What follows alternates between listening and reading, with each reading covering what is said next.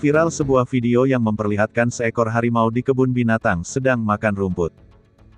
Dari video yang beredar di media sosial, disebutkan video itu diambil di kebun binatang Medan atau Medan Zoo.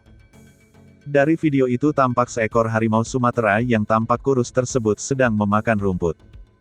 Hal itu tentu saja tak lazim dilihat karena biasanya harimau Sumatera memakan daging.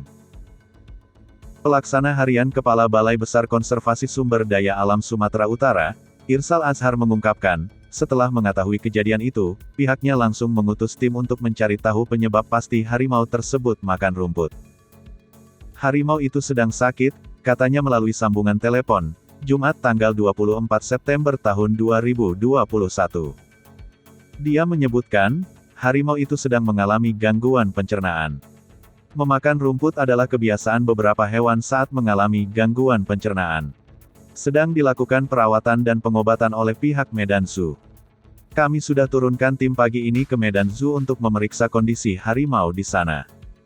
Kami sedang menunggu hasil tim, ujar Irsal.